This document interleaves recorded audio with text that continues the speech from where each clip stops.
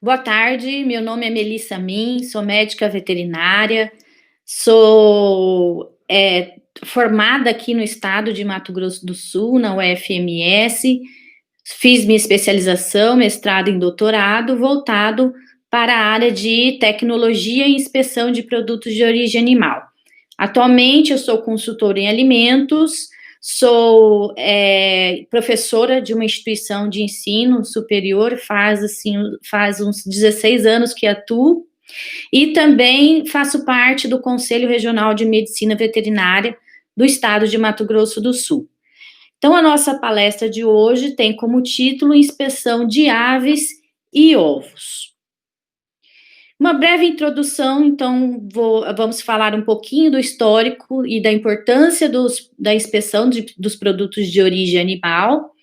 Vamos, em seguida, intitular com a inspeção de aves, falando do ante e pós-mortem, abordando alguns itens interessantes para vocês entenderem aonde a inspeção atua.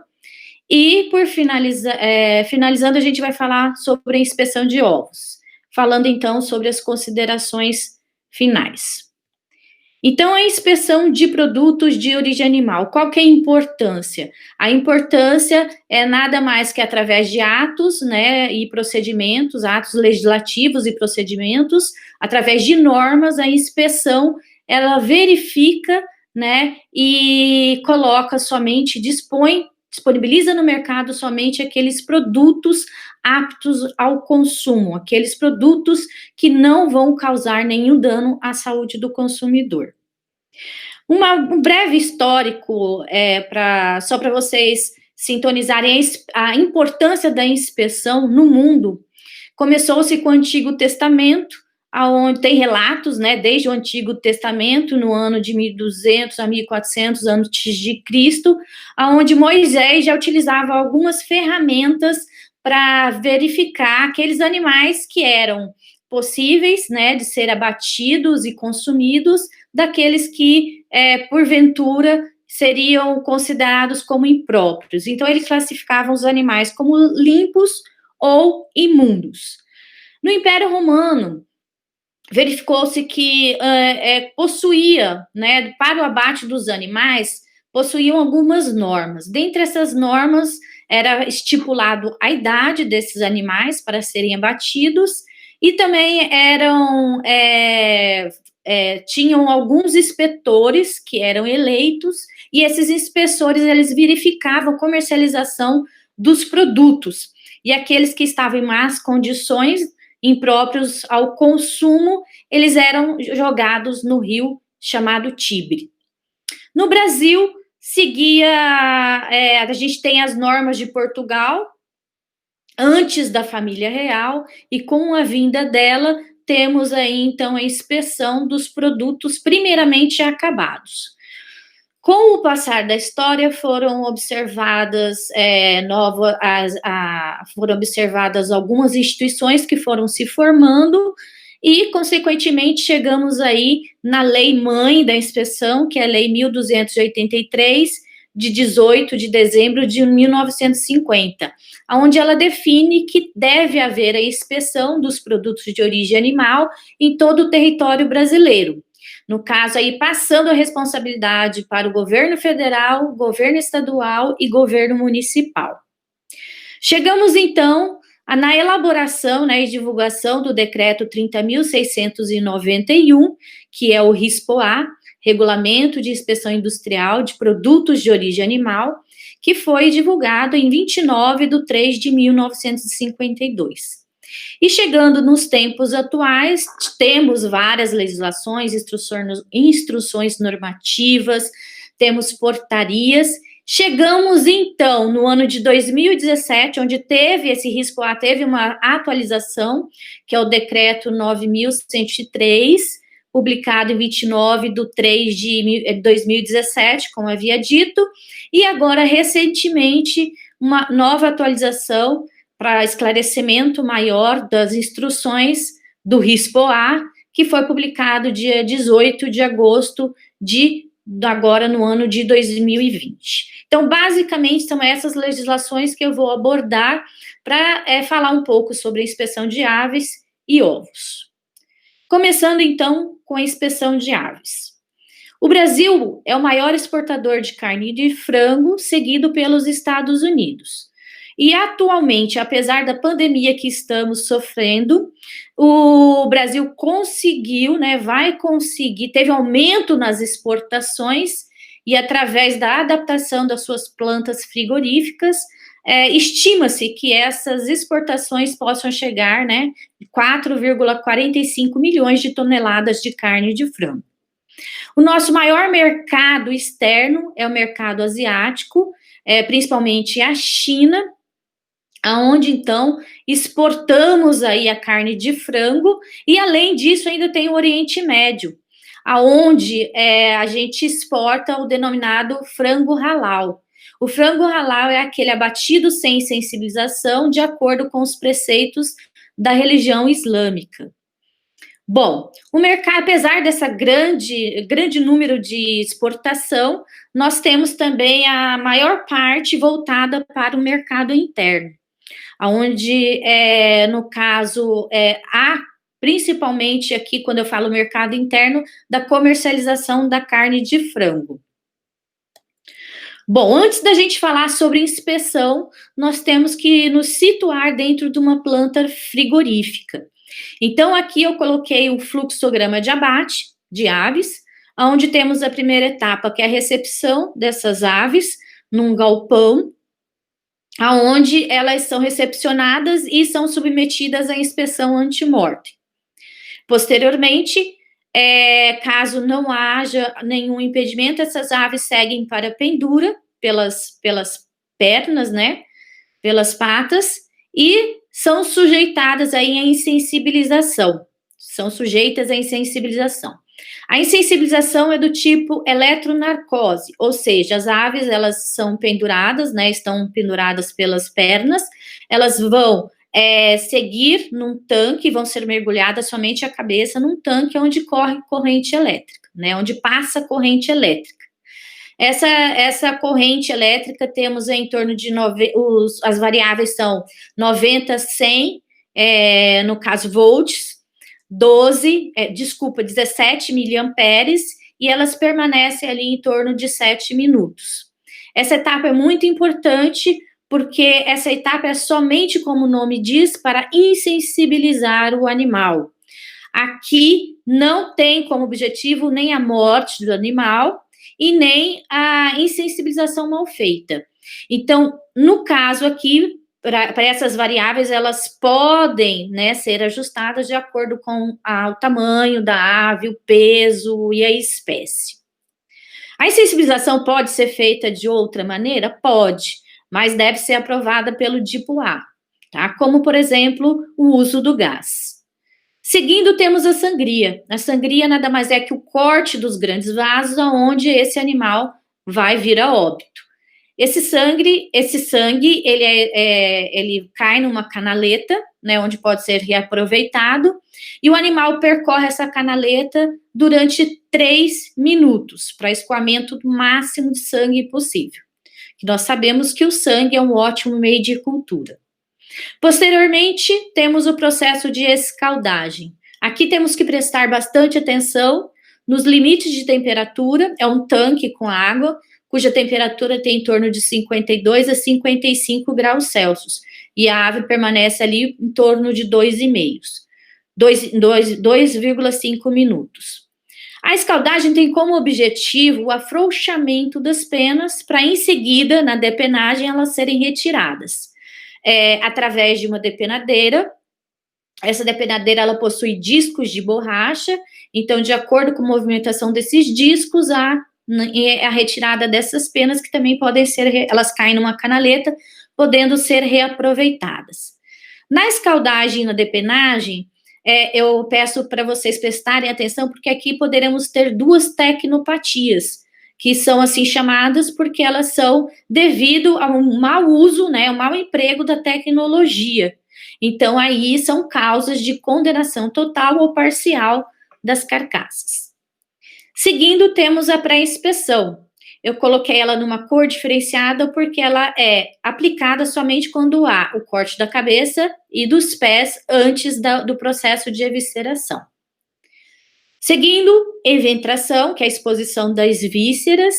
Temos a inspeção pós-mortem em 3 linhas, que é a linha A, linha B e linha C. Temos a evisceração, que é a retirada dessas vísceras. Toalete final, chegando no pré-resfriamento. O pré-resfriamento, ele é feito em tanques com água gelada adicionada de gelo, aonde esse tanque, esse fluxo de água, ele é renovado. E aqui, né, podemos ter 2 tanques, o pré-chiller e o chiller, ou somente um no caso do chiller. Lembrando que a carcaça, no final desse processo, ela é mergulhada, através de uma rosca sem fim, ela vai ser pendurada. Só uma observação, a carcaça deve sair desse pré-resfriamento com 4 graus Celsius. Há uma tolerância de temperatura, né, podendo sair com 10 graus Celsius, se for feito o imediato congelamento. Bom, feito isso, elas são novamente penduradas pelas pernas, onde há o gotejamento, que é a etapa em torno de 3 minutos, onde tem como objetivo o escoamento da água que porventura foi absorvida no processo de pré-resfriamento. Porque devemos lembrar que temos um máximo aí permitido pela legislação de 8% dessa absorção de água. Seguindo o fluxograma, temos o corte de desossa, embalagem, resfriamento, congelamentos em câmaras próprias para essa finalidade e a expedição. Sabendo então do fluxograma de abate, vamos então começar com a inspeção antemortem. Se vocês estão observando nessa figura cedida por César Plínio, já agradeço, né, previamente, a inspeção antemortem não é só a verificação do estado clínico dos animais. Então, aqui tem a verificação de alguns documentos, os quais eu vou relatar para vocês. Lembrando, para quem não conhece, o agente de inspeção, ele é configurado, você consegue reconhecê-lo por esse símbolo azul no uniforme, essa cruz azul no uniforme. Bom, então o que a gente, antes de falar da documentação, é importante a gente destacar alguns itens, né, do RISPOA, artigo 85, agora que foi atualizado em 2020, que o recebimento desses animais no frigorífico, ele só pode ser com prévio conhecimento do Serviço de Inspeção Federal. Lembrando que do artigo 106 do RISPOA de 1952, esses animais aí, para nossa palestra, vamos falar de aves, né, domésticas e frangos de corte, mas também podem ser aves silvestres oriundas somente de criadouros. O artigo 87 do RISPOA, também de 2020, ele fala que, se porventura o frigorífico, né, o abatedouro frigorífico receber veículos lacrados por alguma determinação sanitária, esse veículo só pode romper, né, esse lacre só pode ser rompido quando a gente tem a presença do servidor do Serviço de Inspeção Municipal.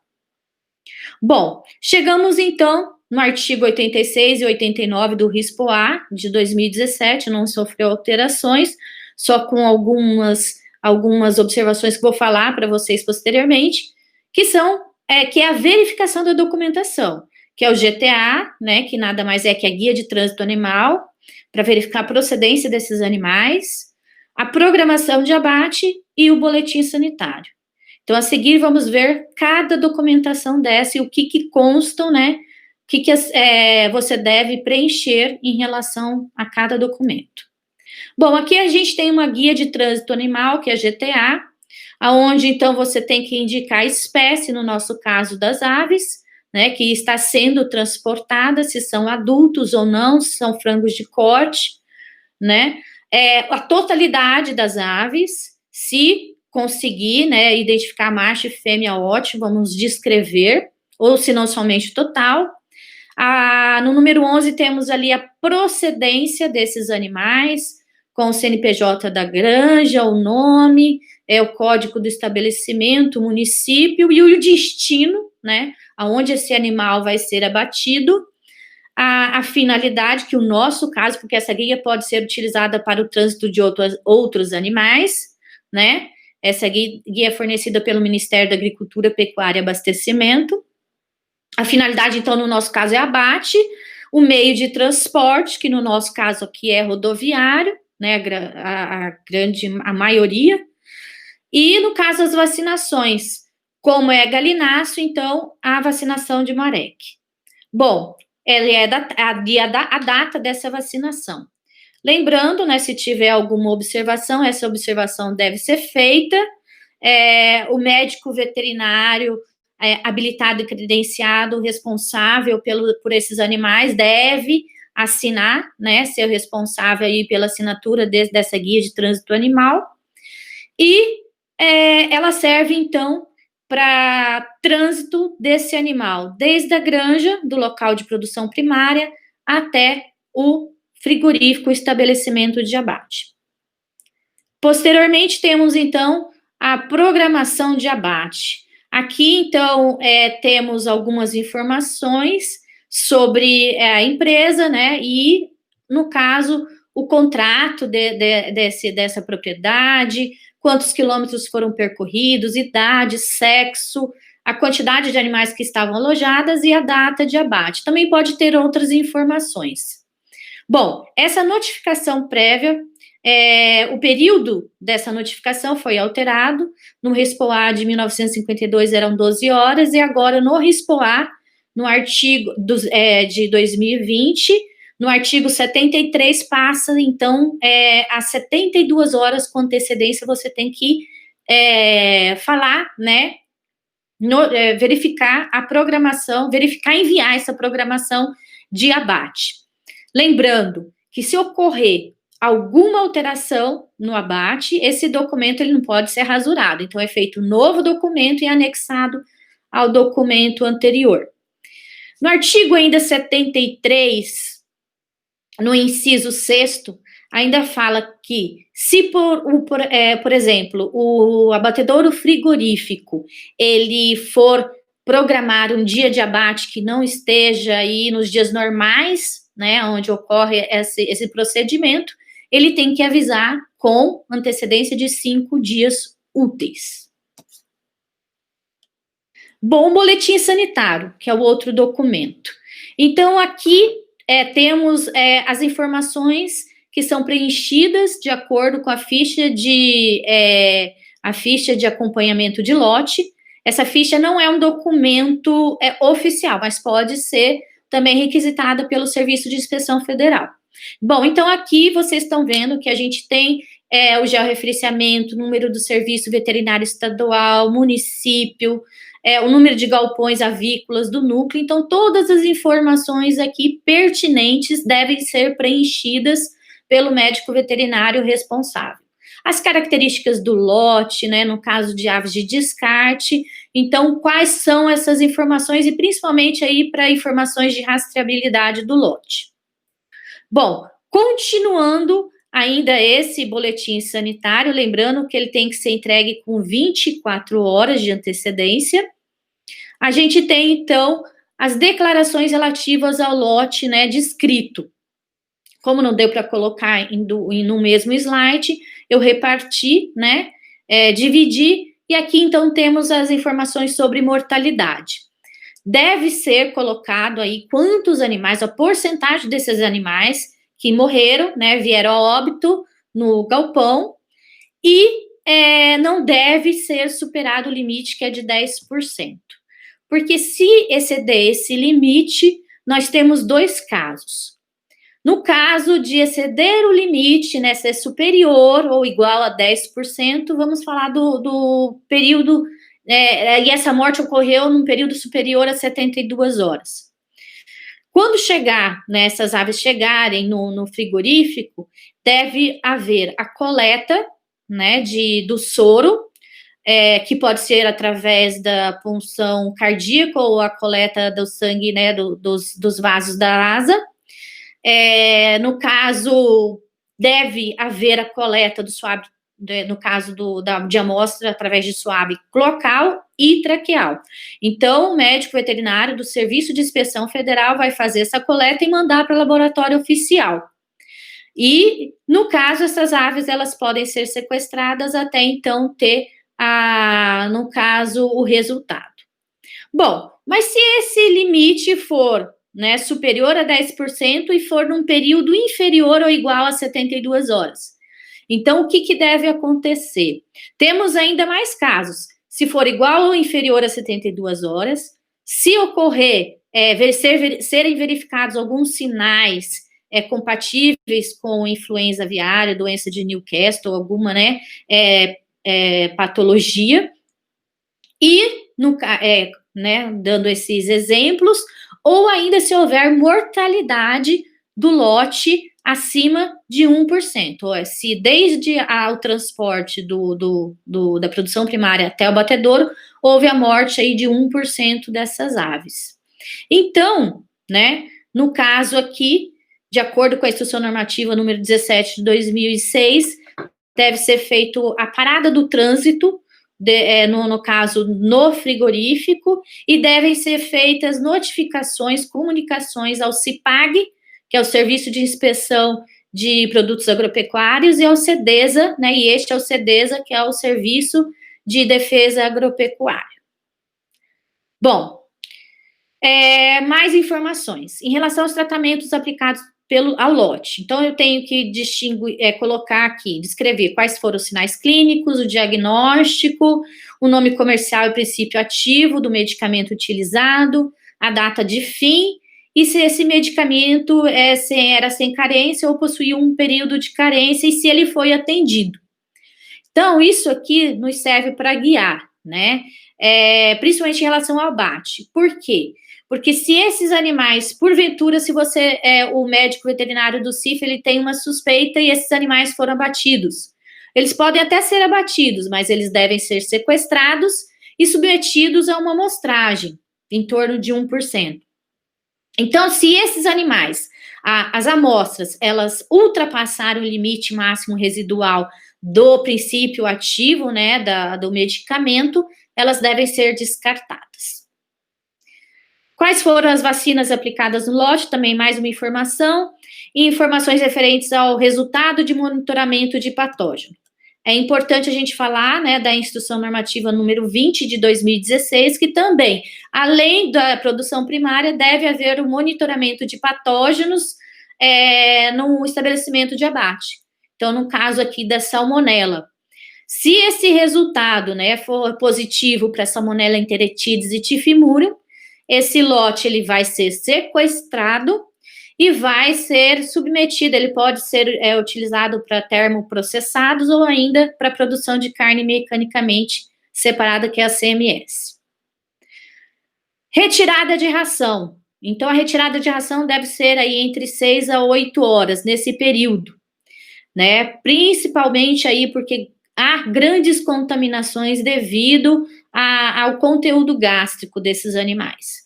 É permitido o abate? Não é recomendado, mas se for abatido, devem ser tomadas todas as precauções em relação para que não ocorra contaminação cruzada.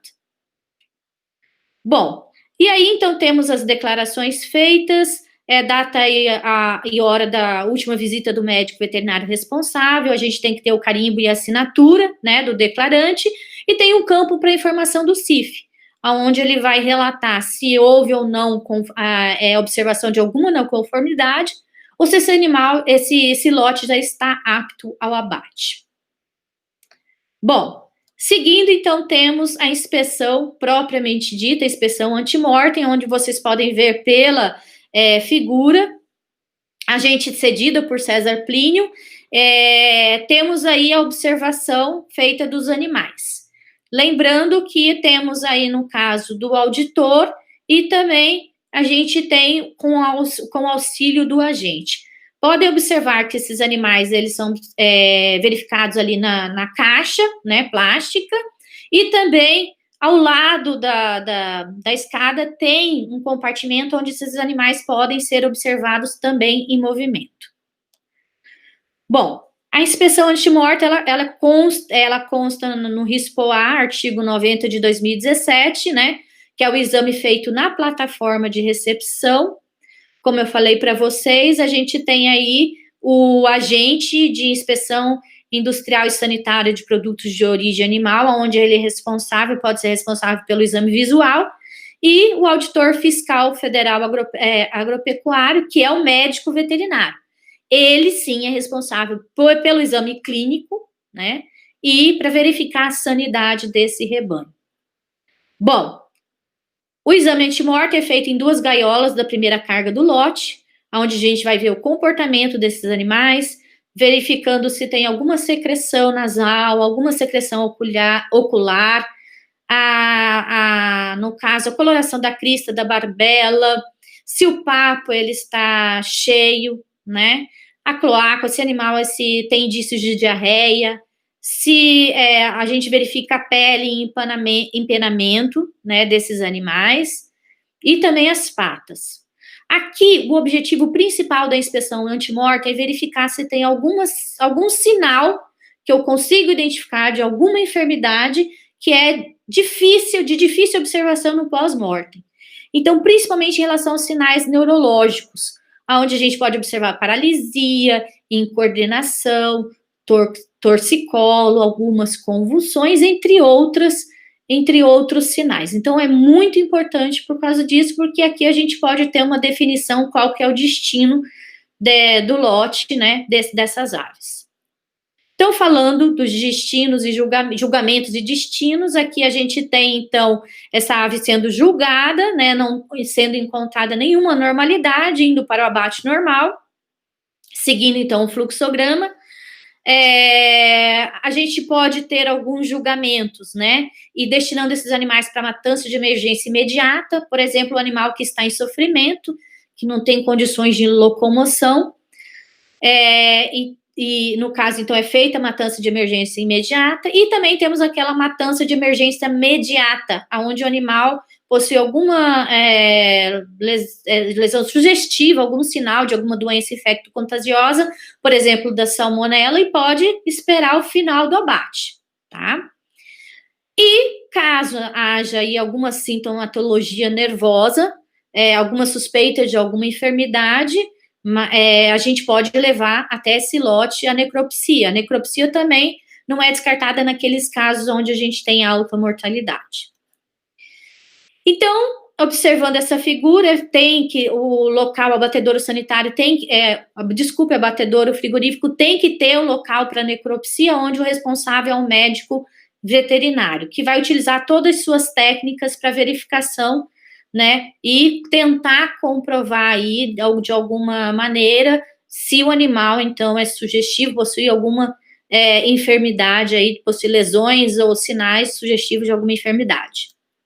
Aqui foi um caso cedido, então, pelo César Plínio, que também faz parte do Ministério da Agricultura, Pecuária e Abastecimento, onde essa ave na inspeção antemortem apresentava torcicolo e paralisia das pernas.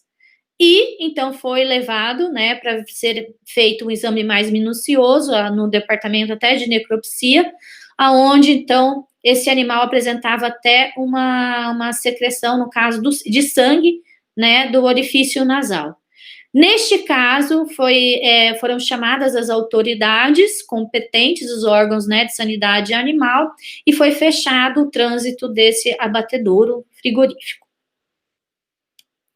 É importante a gente saber das doenças, né, principalmente essas doenças que têm notificação obrigatória, que podem ser casos aí raros, ou que a gente, no Brasil, por exemplo, não tem, porque, de acordo com a sintomatologia, né, os sinais aparentes desses animais, a gente tem que tomar algumas providências. Então, na Instrução Normativa número 50, de 24/9/2013, temos as doenças passíveis de aplicação de medidas sanitárias. Nessa instrução normativa, você vai encontrar tanto para as aves como para as demais espécies, né, para outros animais, bovinos, suínos e etc. Bom, então aqui a gente tem 3 casos que eu destaquei para vocês. Podemos ter aquelas de notificação imediata em casos suspeitos ou confirmados através de diagnóstico laboratorial, né, são aquelas que foram erradicadas aqui no Brasil ou nunca registradas. Um exemplo é a influenza aviária. Temos aquela de notificação imediata em casos suspeitos. Um exemplo, a doença de Newcastle.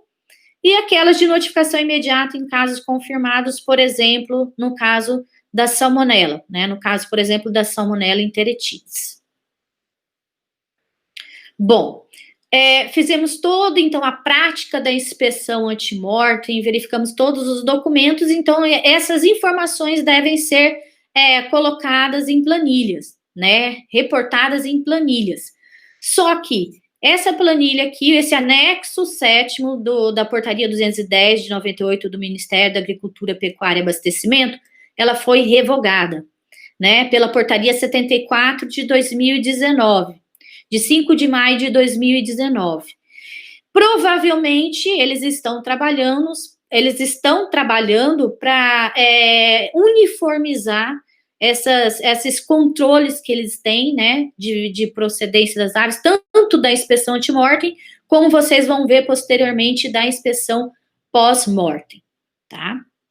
Então, aqui, por exemplo, só para vocês saberem, na portaria 210, a gente tinha, então, que preencher, no caso, lote, produtor, município, veículo, o número de aves, né, e o número de mortos encontrados durante a inspeção antemortem. Bom, terminada a inspeção antemortem, continua-se o fluxograma, chegando, então, propriamente dito, na pré-inspeção, que eu falei para vocês, que é antes da depenagem e da escaldagem. Então, provavelmente, as tecnopatias que a gente tiver, né, nessas duas etapas, podem aqui ser concluídas, podem ser identificadas na pré-inspeção. Então, a pré-inspeção ela só é feita quando há o corte da cabeça e das patas, né, antes da evisceração. Então, aqui, olha, temos ascite, dermatose, contaminação, caquexia, aspecto repugnante, artrite ou sangria inadequada. Então, aqui a gente tem o ábaco, onde são anotadas aí a condenação total, né, o tipo de julgamento, destino que essas aves elas vão ter, julgamento, né, e no caso destino. Chegamos, então, na inspeção pós-mortem, então, onde a gente tem aí a eventração e inspeção pós-mortem. Se vocês podem observar, nessa fotografia, a gente tem um local específico para ser feito essa inspeção, a gente tem uma iluminação adequada, e nessa figura também, a gente estamos mostrando aí, no caso, alguns esterilizadores, né, onde a temperatura tem que ser de 85 graus. A gente também tem aqui o ábaco, onde são colocadas as enfermidades, né, sugestivas, lesões sugestivas, né, as condenações total ou parcial, no caso das aves que forem destinadas ao DIF. Então, falando um pouco das características do local onde é feita a inspeção pós-mortem, tem que ter uma iluminação artificial maior ou igual a 500 lux, para verificar nessas possíveis lesões. O espaço na legislação é de 1 metro para cada inspetor, mas isso foi alterado devido à pandemia, né, para não contaminação de pessoa, né, para ter aquela distanciamento. Como eu falei para vocês no início, foram feitas algumas mudanças para estar evitando, né, tendo um abate adequado de acordo com a situação em que a gente se encontra.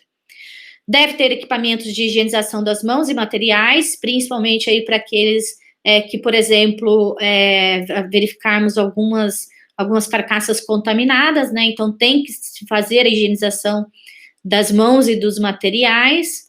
E, como eu falei e mostrado na figura, a gente tem o ábaco e também são registrados em planilhas as condenações, os tipos de condenações, né, e as lesões sugestivas destas carcaças. Lembrando que no pós-mortem são feitas somente essas, no caso, verificações, né, a planilha só é referente a condenações no caso de carcaça e não de vísceras. Bom, a inspeção pós-mortem é feita após a etapa, né, no caso da evisceração. A gente tem, no caso, exame visual macroscópico individual, corte e palpação podem ser utilizados, né, para fazer um exame mais minucioso, e temos 3 linhas de inspeção, que tem aí um tempo mínimo de 2 segundos por ave. É importante a gente afirmar que o médico veterinário ele pode controlar essa velocidade, né, da nória, para ser feita uma inspeção adequada de acordo com as normas. Aqui temos, então, a linha de inspeção A, onde é feita, então, a visualização da cavidade abdominal, da cavidade torácica, dos rins, dos sacos aéreos e dos pulmões. Temos a linha B, onde a gente verifica, então, através de palpação, verifica a textura, verifica a cor, se há algum odor estranho.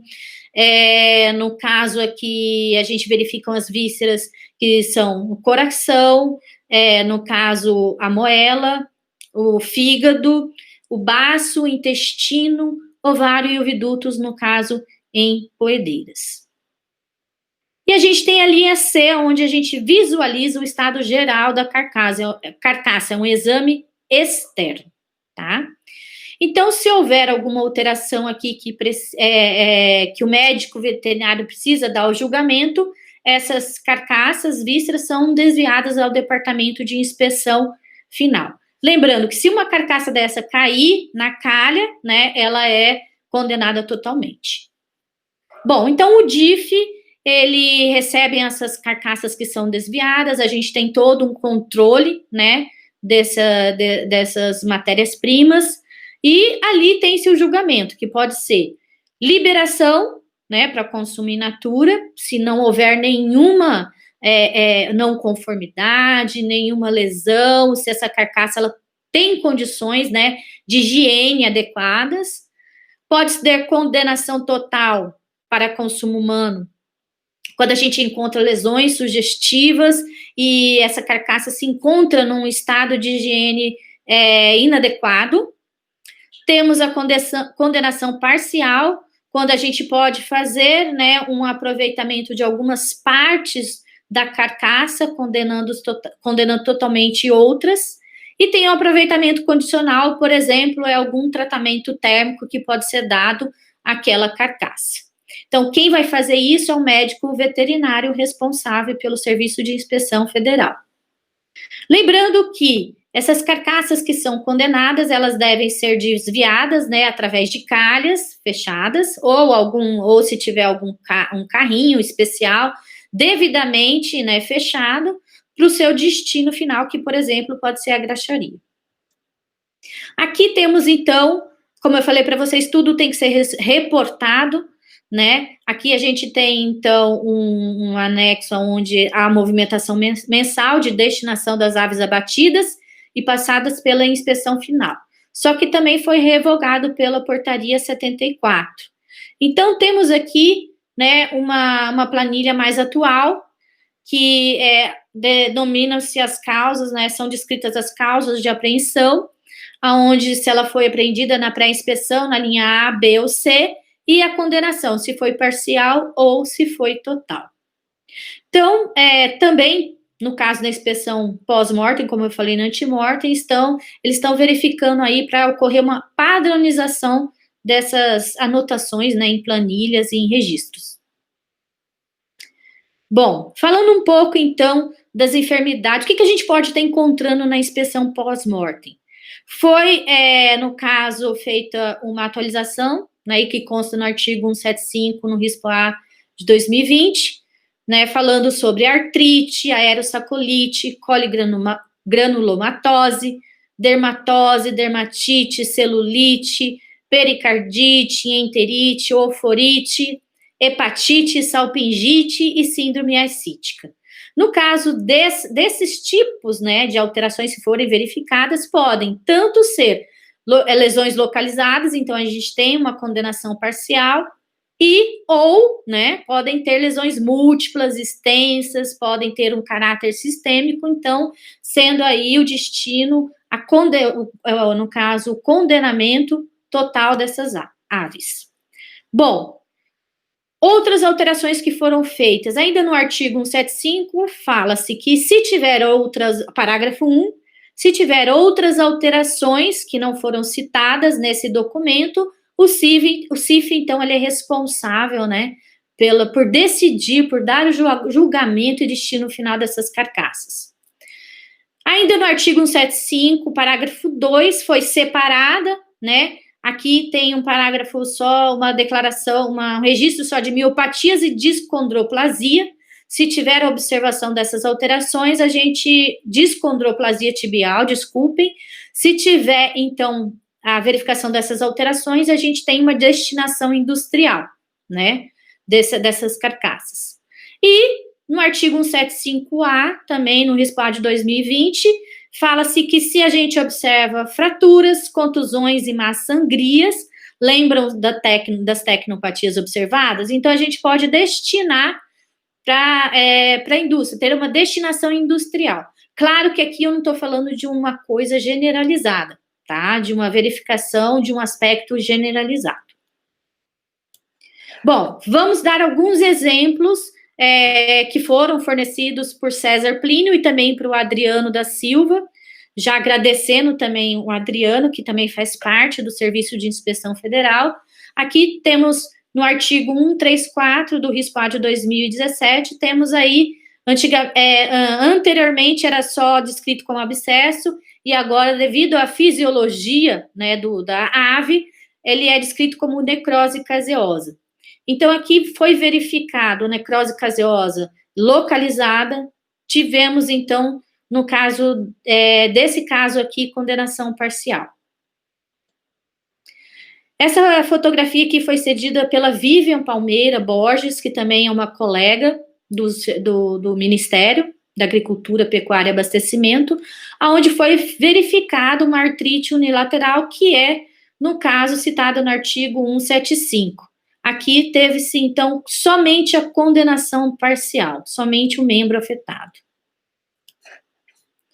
Aqui já é uma artrite, né, uma fotografia ilustrando uma artrite bilateral. Então, aqui, o destino dessa carcaça foi condenação total.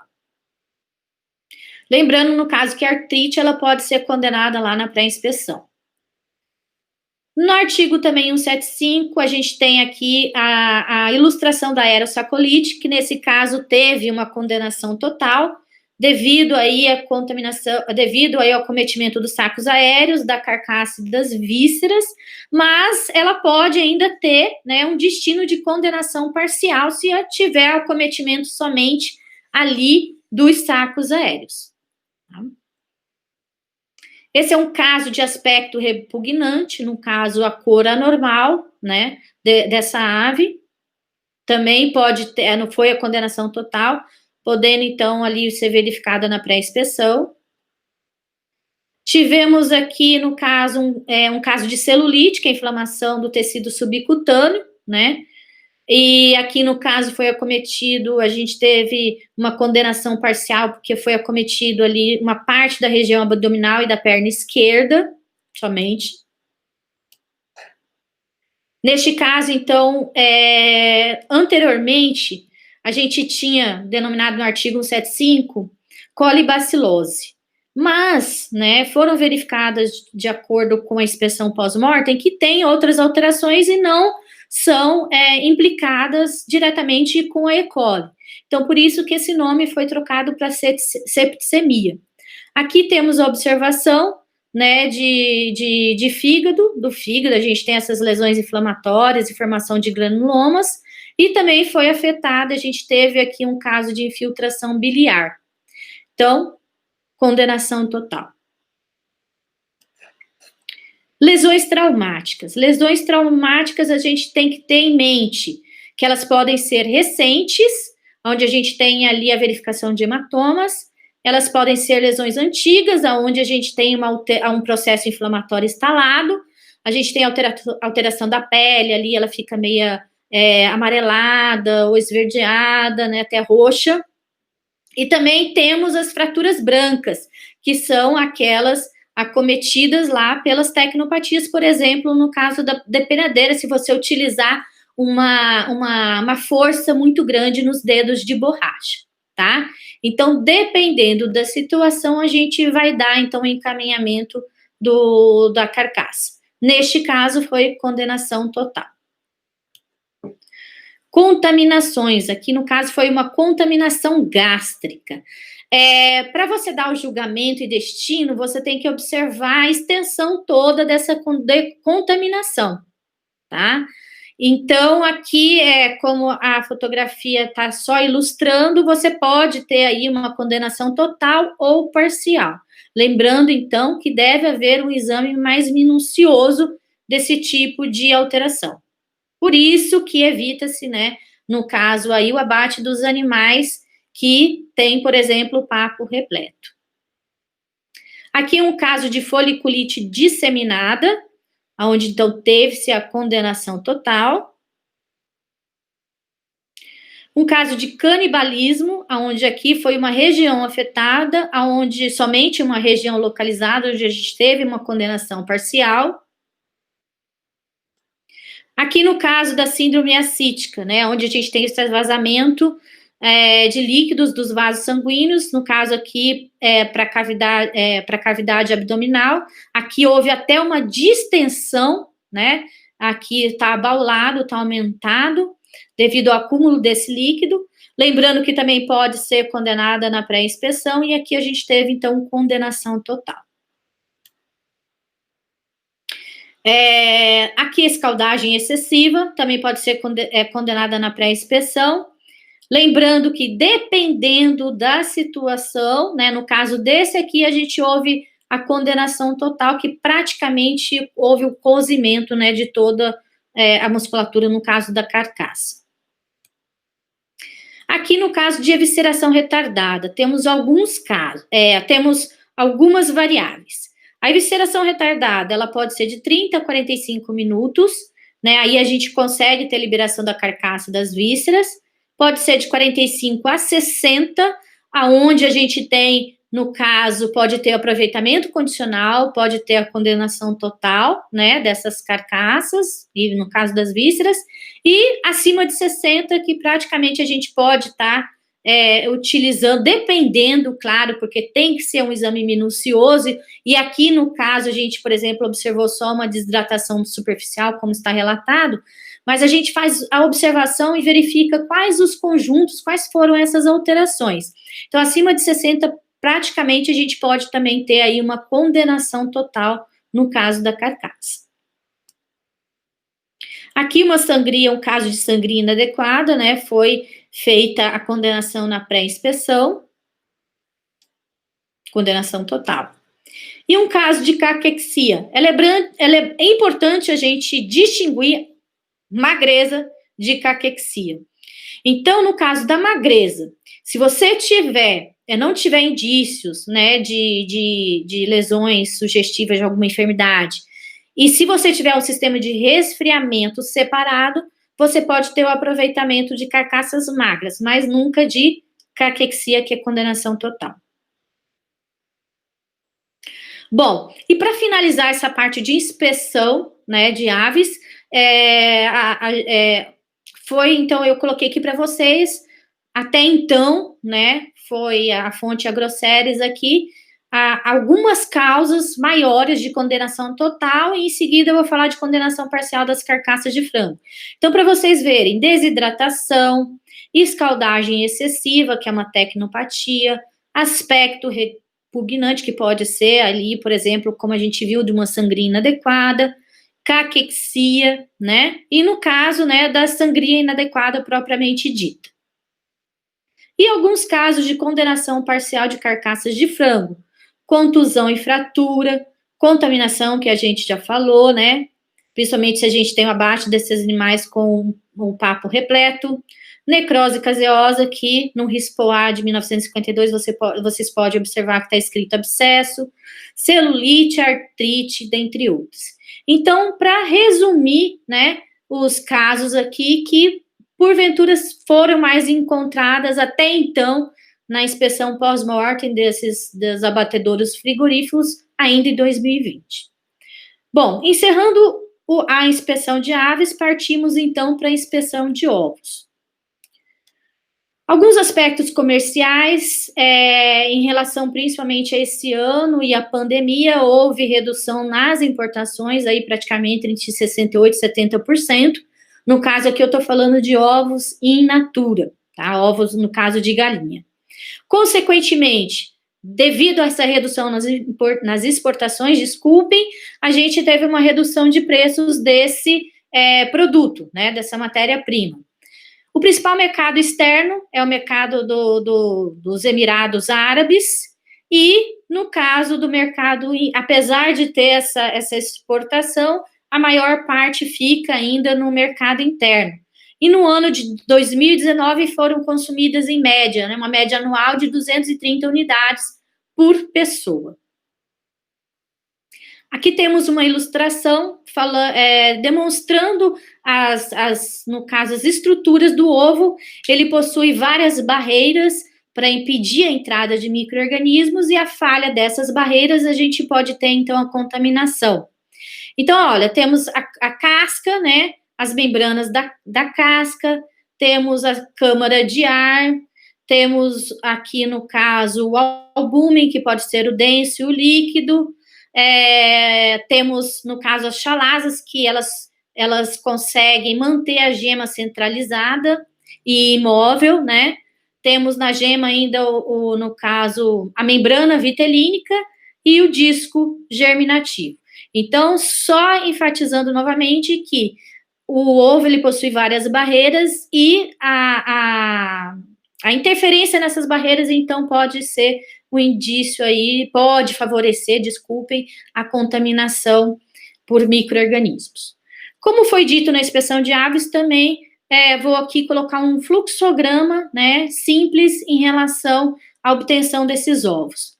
Foi feito, né, uma alteração no RISPOA de 2020, no artigo 20, aonde os ovos quebrados nas granjas, anteriormente, ele era descartado. Mas agora eles podem ser destinados, né, ao beneficiamento aí para algum processamento industrial. Mas as normas, né, como esse ovo ele deve estar, se ele deve ter uma membrana testácea intacta, como vai ser esse procedimento de transporte, ainda, né, vão ser elaboradas legislações complementares para esse artigo.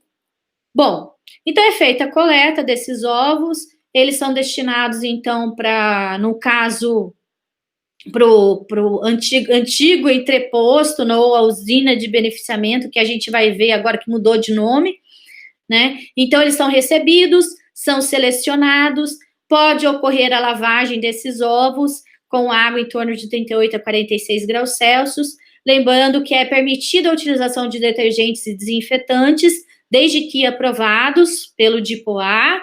E aqui, no caso, essa lavagem também pode ser uma lavagem a seco, utilizando escovas rotativas, né? Dependendo, então, não sendo, então, com a utilização de água. Se for utilizar água, tem que ser aí abaixo de 50 ppm. Bom, feita a lavagem, obrigatoriamente, principalmente para o ovo B, que é direcionado para a industrialização, esse ovo deve ser seco, em câmaras de ar. É feita, então, a ovoscopia, coloquei em destaque, porque também é uma das etapas de inspeção, né? Temos a pesagem, embalagem e armazenamento. Seguindo, então, esse fluxograma, respaldando sobre alguns artigos, né, do RISPOA, temos o artigo 218, ele fala, né, que essas legislações são aplicadas aos ovos aqui, de galinha em casca e fresco. Lembrando, se for ovo de galinha, na embalagem só precisa ter a denominação de ovo. Se for de outra espécie, tem que vir, né, declarado ovo de codorna, ovo de pata e assim por diante. No artigo 222, ainda do RISPOA de 2017, esses ovos só devem ser provenientes de estabelecimentos avícolas registrados junto ao Serviço Oficial de Saúde Animal. Não devem ser provenientes, por exemplo, de alguns estabelecimentos que estão passando por alguma problemática em relação à sanidade animal. Agora, de acordo com o artigo 20 do RISPOA, né, de 2020, a gente tem aí uma substituição de nomenclatura, que antes nós falávamos, por exemplo, de entrepostos, né? E agora a gente fala de unidade de beneficiamento de ovos e derivados. Então, só teve, assim, essa alteração da nomenclatura. Então, de acordo com o artigo 223, o que é observado na inspeção de ovos? Temos, então, a apreciação geral, né, principalmente aí no caso do estado de limpeza, da integridade da casca, como eu falei, uma barreira em relação à contaminação. É feita a ovoscopia, é verificada as condições de higiene e integridade da embalagem e também é feita a classificação dos ovos. Bom, o que seria essa ovoscopia? Ovoscopia nada mais é que é semelhante a um raio-x do ovo, onde tem uma câmara escura, temos aqui os ovos, né? Eles são colocados nessa câmara escura e uma luz incide de baixo para cima. E através dessa luz conseguimos verificar se esses ovos eles possuem algumas anormalidades na sua estrutura. Nesse local da ovoscopia deve ter identificado, né, um sistema coletor para que, por exemplo, possam ser descartados os ovos que não vão ser comercializados, possuem alguma anormalidade. E quais seriam essas anormalidades? Coloquei aqui para vocês: fungo, né, contaminação externa, anel de sangue, ovo embrionado, ovo trincado, ruptura de gema, podemos ter ainda mumificação, podemos ter ainda aqueles ovos que são contaminados com substâncias tóxicas, e entre outros, tá? Então, são algumas alterações que tornam o ovo impróprio ao consumo humano. Bom, e isso a gente consegue verificar ali, né, através da ovoscopia. No artigo 224 fala da classificação desses ovos. Então, atualmente, a gente tem duas categorias. Ovo da categoria A, que tem algumas características, que é casca e cutícula, elas são normais, não pode ter nenhuma anormalidade, a gema, ela tem que estar, no caso, imóvel e centralizada, a câmara de ar em torno de 6 milímetros, o odor tem que ser normal, não é permitida a presença de manchas de sangue, né? E o albúmen, né, a clara, ela tem que estar limpa. Então, se não tiver essas características, o ovo é classificado como da categoria B, que é destinado à industrialização. Lembrando que esse ovo aqui é até permitido, dessa categoria B, até permitido algumas poucas, né, pequenas quantidades aí de manchas de sangue. Lembrando também que, através de um decreto 6.585 de 1965, era feita a classificação dos ovos em relação à cor, que é branca e avermelhada, e em relação ao peso, que era classificado como jumbo, grande, médio e pequeno, de acordo com o peso.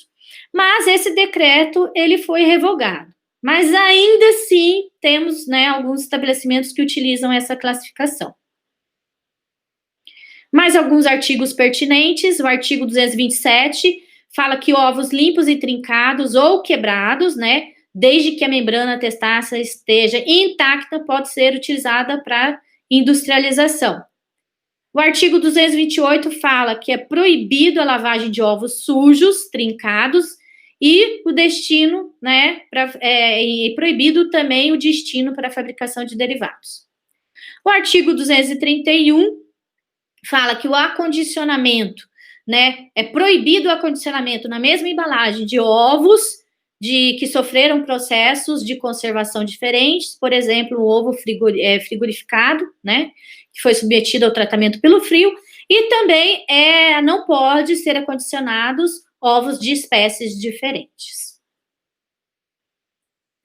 Finalizando, então, a inspeção de ovos, eu quis mostrar aqui para vocês que também a gente tem uma resolução, RDC número 35, de 17 de junho de 2009, que fala sobre a embalagem e algumas informações que devem ser colocadas na embalagem de ovos, que é o consumo deste alimento cru ou mal cozido pode causar danos à saúde e manter os ovos preferencialmente refrigerados. O ideal é que seriam esses ovos refrigerados desde, né, da produção primária. Mas a nossa realidade é que a comercialização ainda não tem essa obrigatoriedade, mas no caso, quando você comprar esses ovos, você deve, então, colocá-lo, mantê-los preferencialmente em refrigeração.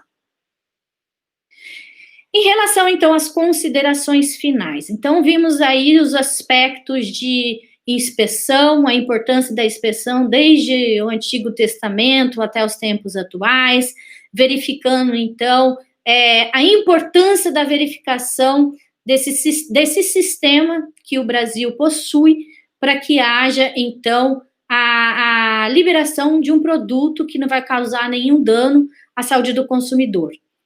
Então, em relação também às considerações finais, temos que enfatizar a importância do médico veterinário em todo esse processo, não só na serviço de inspeção, seja ele municipal, federal ou estadual, mas também na importância na produção, para evitar aí a transmissão de algumas enfermidades, enfatizando aí também a importância do médico veterinário na saúde pública.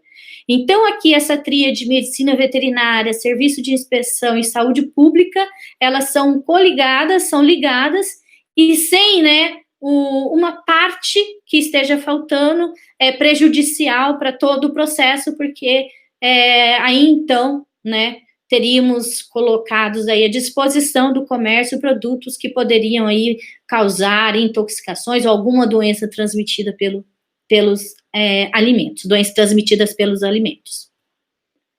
Bom, isso é o que eu tinha para mostrar para vocês.